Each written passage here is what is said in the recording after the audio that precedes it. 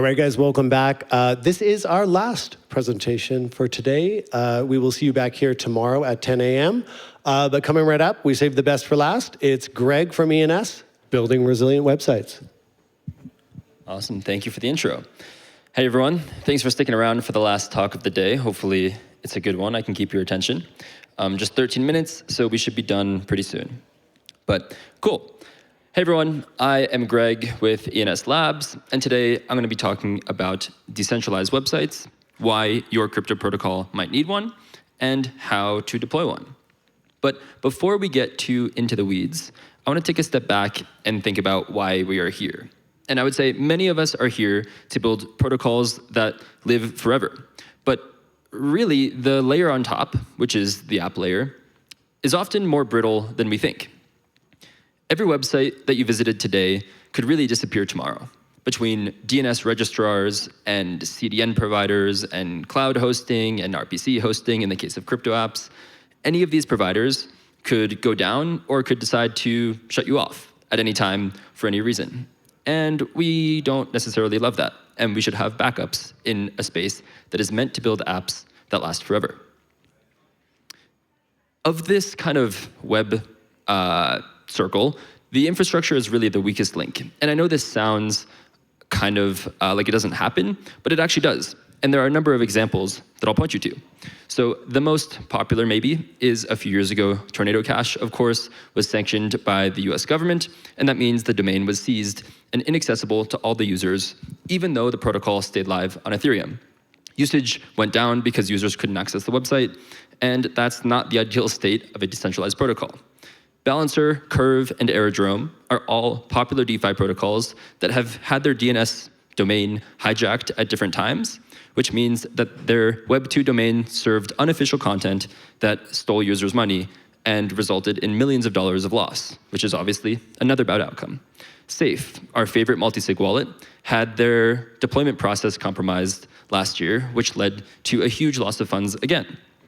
And basically, all the crypto apps during DevConnect last year, or just a few months ago really, went down during the DevConnect week due to the Cloudflare outage, and that was completely unavoidable. But actually, decentralized websites did solve all of these problems, or do solve all of the problems. Tornado Cash does have an ENS name, tornadocash.eth, which they have a decentralized website attached to that was still accessible even after the Web 2 domain was seized. Aerodrome started pointing their users to a decentralized website after their DNS name was hijacked just a few months ago. Safe. In the Safe ecosystem, there are multiple open source apps that are deployed to ENS names that allow you to queue and execute and do all of the things that you need to do for safe transactions without any external dependencies at all. And in the last case, just to use ENS as an example, we started pointing users to our ENS.eth decentralized website and actually showing people how to use ENS through that decentralized website during DevConnect.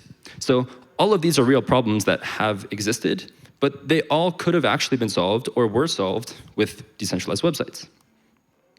And I would go as far as to say that protocols can't claim to be meaningfully decentralized unless they have some sort of decentralized front end, some way that users, without any other dependencies, could install a front end and use the application. And the way you accomplish that is what I would call the decentralized website stack. So this kind of has to replace each layer of the issues that we pointed out before. On the domain side, of course, we have ENS, the Ethereum name service, that is most known for pointing names to wallet addresses, but as you'll see in a minute, also points to any sort of arbitrary data, including decentralized storage data. And that brings us to storage. There are a number of decentralized storage networks, like IPFS, Arweave, and Swarm, that allow you to host decentralized websites in different ways. For deployments, the most secure way you can deploy a website is using a multi-sig, because that means multiple people on your team have to explicitly approve a version of a website before it goes out to your users. And the tooling that kind of combines all of these pieces is called Omnipin, which I'll show you in a minute. And then lastly, the way you access decentralized websites are through a gateway. And ETH.limo is the most popular gateway that we have. And so that's kind of piece by piece of like what covers this. And now let's go into how it works. a little bit more technical side. And before I start talking about it, obviously there are two sides to this. There's a developer creating a decentralized website, and then there is a user accessing that website. So first, the deploying side for developers. There are really 3 simple steps. First, you build a website. Obviously, you need something to deploy. Then you upload and pin those files to IPFS, or you upload them to Swarm or Arweave. And this is what makes it accessible for a long period of time. And it results in some sort of hash, a CID it's often called, or a content identifier. And that content identifier in step 3 is attached to your ENS name in a record that we call the content hash. And these are really the 3 steps that are orchestrated by the tool called Omnipin, which again, I am going to show you in a minute. And now let's look at the flip side of consuming a decentralized website, which is really just the process in reverse. So if I'm trying to get the data that's attached to an ENS name, I first resolve the ENS content hash, which gives me the content identifier. Then using that, I fetch the files attached to it from IPFS, or again, the other storage providers. And then lastly, I serve the content, or I consume the content in this case. And these 3 steps are orchestrated by gateways, which again, ETH.limo is the largest public operating one. And so now let's take a look end-to-end at doing both deploying and consuming. And because the internet was a little dodgy, I recorded this, and so I'm just going to voice it over as we go. So to start, you can see that I'm trying to access dweb.gtest.eth.limo, which means the ENS name is dweb.gtest.eth, and the gateway is eth.limo. And there's no content there.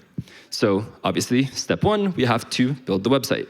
And at this point, you would normally have a website already that you are deploying to a name, but just for the sake of showing the full end-to-end experience, we're going to create a brand new website here with Astro, which is a great static site generator. And an important note is that you have to use static site generators because IPFS only supports static files. Now that we have the website, we are going to build it and see what it looks like locally. And you will see that it is a functioning blog. It's very simple, but it works. And this is just running locally. It has multiple pages and all this stuff. So now that we have built the website, second, we want to upload it to IPFS. And we're going to do that using Omnipin. In just a few seconds, that will finish. And we have a CID, which is that long hash, .ipfs.dweb.link, which in this case is an IPFS gateway, slightly different to the ENS gateways, which we'll talk about in a second. But that long hash is not a friendly way to access a website. And so now we connect it to the domain, which of course is ENS. So this is the ENS manager app. I have my name, dweb.gtest.eth, and I go ahead and attach an IPFS hash, which is just IPFS:// that hash that we got in the previous step. And now it'll take a few seconds to save that on-chain. And this can be off-chain or on layer 2, or all of those things the way ENS normally works, but I don't have time to go too into that rabbit hole. Okay, now we have a content hash, which is that CID, attached to my ENS name. And we're going to go back now to the gateway in the first place. Again, dweb.gtest.eth is the name, and then eth.limo is the gateway. And we refresh it a few times so they clear their cache and can serve the content. And then here's my blog. It's the website that I just built 30 seconds prior, and we just uploaded it using Omnipin, and then we manually attached it to the name in the ENS manager app. And now my functioning decentralized website, is dweb.gtest.eth. And again, that gateway is eth.limo, but in an ideal world, you would have your own gateway as well, which we'll talk about in a second. Cool, so that's kind of end-to-end of deploying and reading. And a few examples of projects that use this. Obviously, there are hundreds or maybe even thousands, but just a few that came to mind when I was working on this are, of course, ENS. Like I said, we used it to onboard users at DevConnect that we otherwise couldn't have done because of the Cloudflare outage, which is completely outside of our control. Next, arrow.jerome.eth is obviously Aerodrome, the DeFi protocol that started using this more after their DNS hijacking incident a few months ago. Localsafe.eth is my favorite of the open source safe interfaces that allow you to queue and execute transactions without any other API dependencies. That's built by the Cifrin team, so shout out to them. And then lastly, Vitalik.eth. Of course, Vitalik has a blog that is very known for being a thought leader in the space. And a few months ago, or maybe a year ago, he transitioned from Vitalik.ca, which was his Web 2 domain, to Vitalik.eth, or Vitalik.eth.limo, including the gateway. And this is basically a signal that it's not just for protocols that need decentralized access to their apps, but also decentralized information in the case of Vitalik. And I think there's no sort of website that does not really deserve decentralized access. And I think Vitalik is a good example of that. Okay, this, I don't know how well you can see, but what I showed before is a very manual process, right? We built the website using the bun run build command, then we used the omnipin deploy command to deploy it, and then we manually copied and pasted that hash to the ENS app. But with omnipin, you can automate actually all of those things. And this is the real script that we use to deploy the ENS docs to IPFS and to our ENS name automatically every month as a sort of decentralized backup. And I'll walk you through it very quickly. So on the 1st of every month at midnight, we build the website, and then we deploy the website to IPFS using omnipin. And what these few arguments do are actually propose a transaction to a safe that the ENS Labs team manages, saying to update the content hash of the name being docs.ens.eth in this case. And the outcome of this is that we don't have to manually do anything other than approve a transaction to update the content hash. And that's really safe, again, because multiple people on the team have to explicitly approve that.